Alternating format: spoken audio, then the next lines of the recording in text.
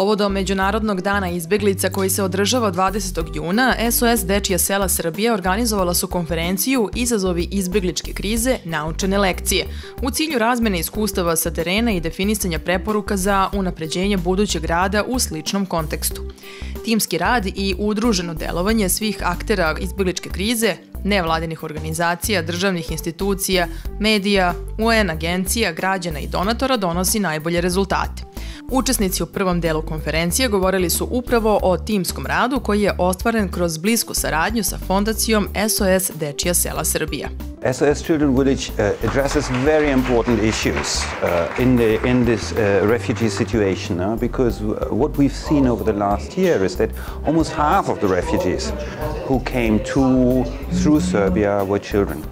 And there were many issues of child protection which needed to be addressed, and some still need to be addressed nowadays.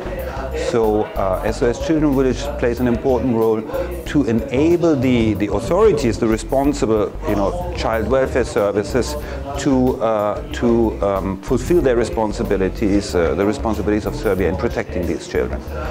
And that is very, very much appreciated because without the support of civil society, it will be very more difficult, for the authorities to fulfill these responsibilities. Pored internacionalnih organizacija, SOS Dečija sela Srbija tokom izbegličke krize sarađivala je i sa državnim institucijama. Pre svega, SOS Dečija sela jesu tradicionalno partnerska organizacija našeg ministarstva i nije migrantska kriza jedini ishod naše saradnje. Naravno, godinama unazad sarađujemo zato što su SOS Dečija sela organizacija koja okuplja stručnjake koji se brinu o deci, koji nama jesu jedno najvažnijih delova sistema i kada je ova migrantska kriza počela, imali smo tu sreću, zadovoljstvo da se SOS Dečija sela kao i do sada jave, uključu u celu ovu krizu i vrlo brzo odreaguju, jer zaštita dece u samoj krizi jeste jedna od važnih stvari. Hitne aktivnosti koje su SOS Dečija sela bile predvidjele, koje su realizovale, za nas su bile značajne i ja mogu samo u ime ministarstva da kažem jedno veliko hvala SOS Dečija selu zato što je odreagovao tako brzo. SOS Dečija sela su jedna dobronamerna organizacija koja ima relativno brzi mehanizam za delovanje. Kroz Srbiju je tokom prošle godine prošlo oko 600.000 izbeglica u potrazi za boljom budućnošću i bežeći od rata. Više od 50% ovih ljudi činila su deca mlađe od 18 godina, dok su mnogi od njih na putu bili izloženi nehumanim uslovima. Predsednica fondacije SOS Dečija sela Srbija, profesor dr. Nevena Čalovska, istakla je da se fondacija, poštujući svoje osnovne principe, organizovala i pružila pomoć ugroženoj deci u izbegličkoj krizi kroz različite programe pomoći. Organizacija konkretno radi na programu hitne pomoći koji se zove Solidarnost i gde u suštini izlazi u susret zaštiti dece sa idejom da se smanji patnja dece i da im se pruži psihosocijalna podrška. I ne samo njima, već i njihovim porodicama, kako bi se i porodice učinile funkcionalnijim, jer mi znamo da u ovakvim situacijama svi članovi unutar porodice su ugroženi, lošije prepoznaju potrebe međusobno, lošije izlaze u susret, a deca bivaju najviše ugrožena.